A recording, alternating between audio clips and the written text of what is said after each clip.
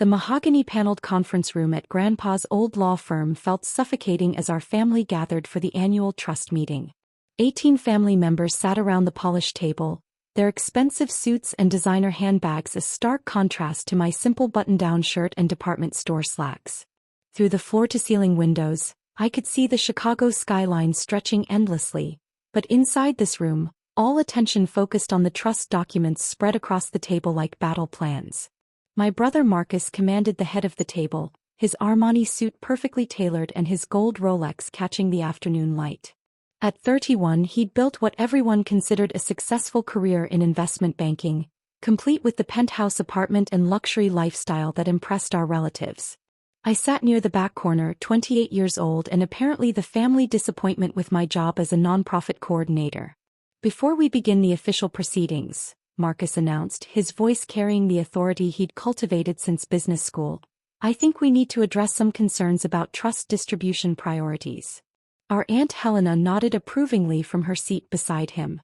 Marcus has been doing excellent work managing his portfolio. His investment knowledge should definitely factor into future considerations. My cousin Rebecca, Helena's daughter, smiled as she adjusted her Hermes scarf. It's refreshing to have someone in the family who understands real wealth management, unlike some people who think helping poor kids is a career path. The comment was clearly directed at me. For the past 6 years, I'd been working at a community center in one of Chicago's rougher neighborhoods, coordinating after-school programs and summer camps. My salary was modest, my apartment was small, and my car was a 10-year-old Honda that had seen better days. What they didn't know was that every decision about Grandpa's $47 million trust required my approval as the sole administrator. David's always been idealistic, my mother said with that familiar tone of disappointed resignation. Your grandfather saw something in that, but idealism doesn't pay bills or build family wealth. Marcus leaned back in his leather chair, completely in his element. Which brings us to today's main discussion. The trust has grown significantly over the past 5 years, and it's time we considered redistributing assets to family members who can actually multiply that wealth. The family lawyer, Mr. Davidson, shuffled through his papers uncomfortably. He'd been trying to catch my eye for the past 10 minutes, but I'd learned long ago to stay quiet during these family discussions about my inadequacies. Some family members, Marcus continued, his gaze settling on me with obvious disdain, have made choices that suggest they're not equipped for significant financial responsibility. Working with at-risk youth is admirable, but it doesn't demonstrate the business acumen needed to handle serious money. My uncle Richard, Marcus's father and Grandpa's eldest son, nodded gravely. Your grandfather was generous with his trust provisions, but he also believed in rewarding success and responsible financial behavior. Rebecca laughed softly, the sound carrying perfectly in the quiet conference room.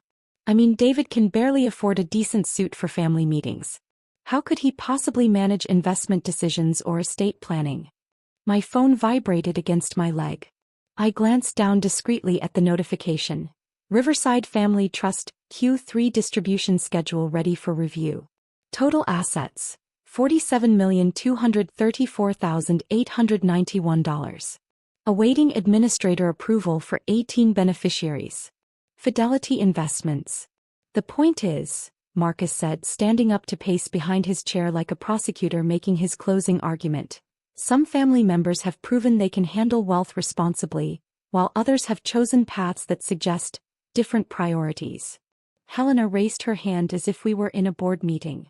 I motion that we formally request a redistribution of trust assets to prioritize family members who have demonstrated financial responsibility and business success. Seconded, Richard said immediately.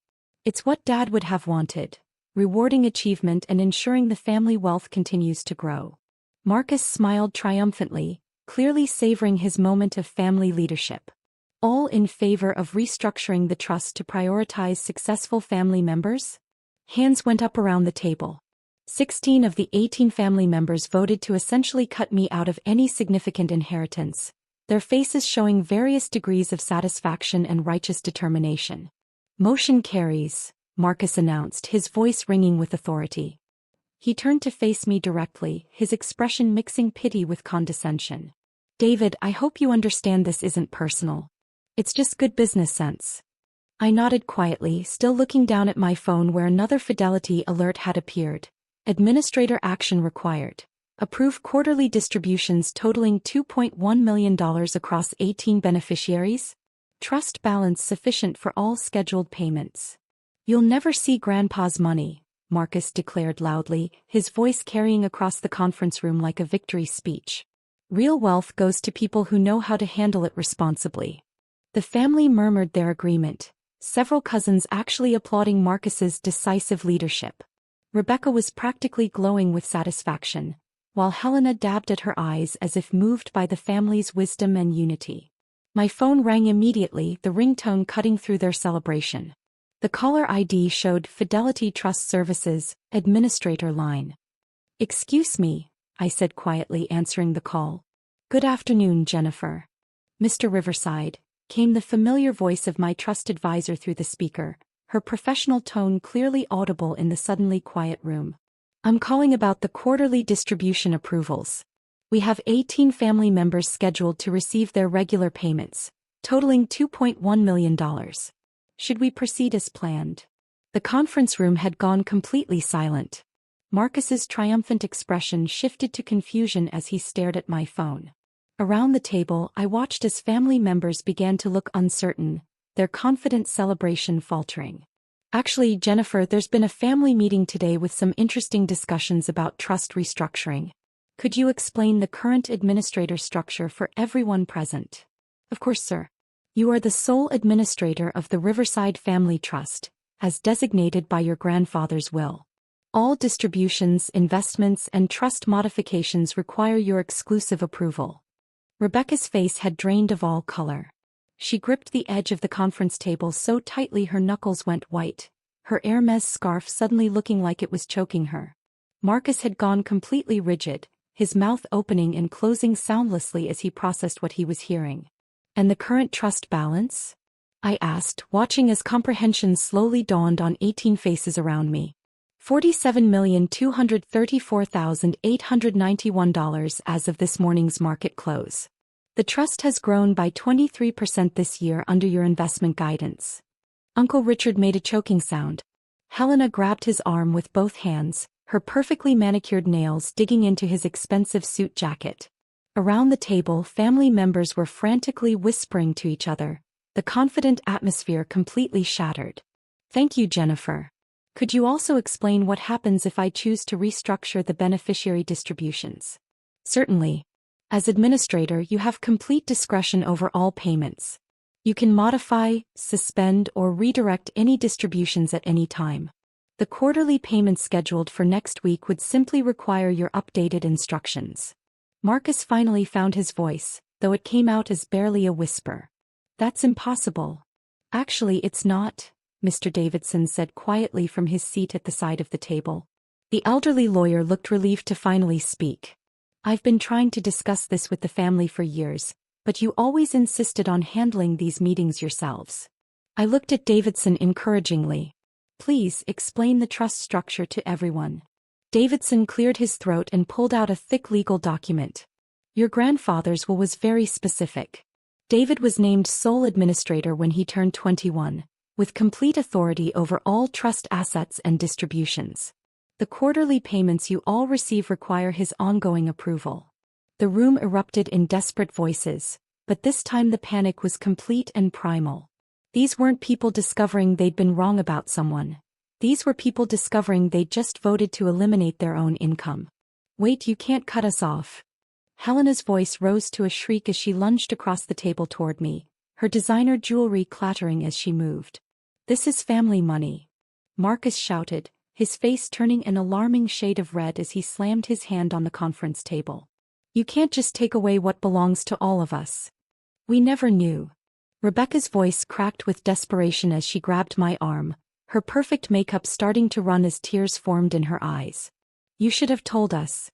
Several cousins called out simultaneously, their voices creating chaos in the elegant conference room. Richard was frantically scrolling through his phone, probably trying to check account balances, while other family members whispered in growing panic about mortgage payments and credit card bills. My phone buzzed with another call from Fidelity. "Mr. Riverside, Jennifer's voice came through clearly in the now silent room. "I also wanted to remind you about the trust's charitable giving requirements. Your grandfathers will mandate that 15% of annual distributions support community programs. Should we continue funding the Chicago Youth Development Center as usual?" Every person in the room turned to stare at me with growing horror as more pieces fell into place. "Yes, continue that funding. Actually, let's increase it to 25% this year. The after-school programs have been making excellent progress." Marcus made a sound like he was being strangled. "The youth center? That's where you work." "That's right." Grandpa was very clear that the trust should support community development. "I've been coordinating the funding through my position there for 6 years." Helena was now openly crying, her expensive makeup ruining her designer dress as she wiped her eyes. "We had no idea that you controlled." "You never asked," I said simply. "Every year I tried to discuss trust management and charitable requirements, and every year you told me to leave financial discussions to the adults." My phone rang again. This time it was my investment advisor at Charles Schwab. "Mr. Riverside," his voice carried clearly through the conference room, "the real estate portfolio needs attention. The family property holdings have appreciated significantly, but we should consider diversifying. The Lake Forest estates alone are worth $23 million now." Uncle Richard made a whimpering sound. "Lake Forest, that's where I live." "That's right, Uncle Richard. The trust owns most of the family's residential properties. Your mortgage payments come from trust distributions I approve monthly." The silence that followed was so complete I could hear traffic from the street 20 floors below. "Please," my grandmother finally whispered from her wheelchair at the far end of the table.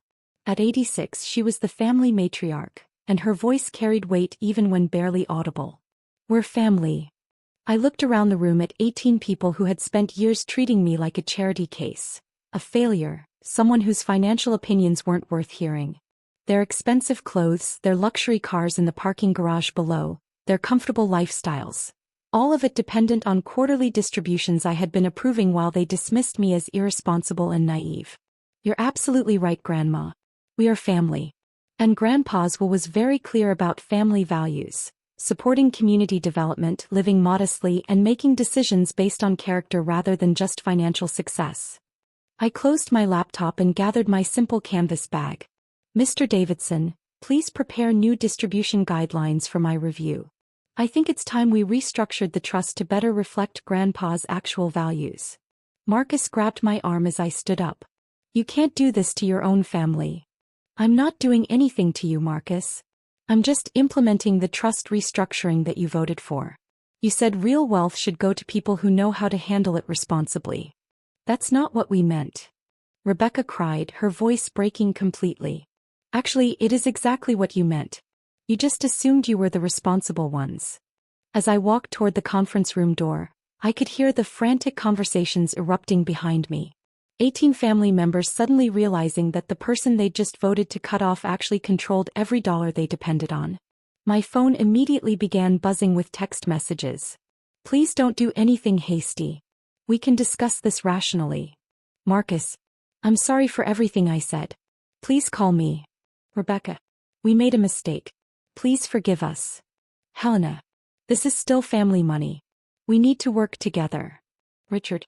I turned off my phone and took the elevator down to the parking garage. As I got into my 10-year-old Honda, the same car they'd mocked as proof of my financial irresponsibility, I smiled thinking about next quarter's distribution schedule.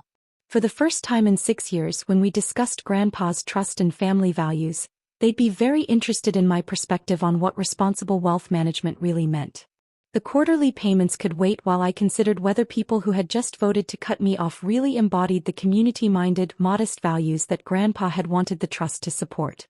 After all, I had all the time in the world to decide what real wealth meant, for all of us.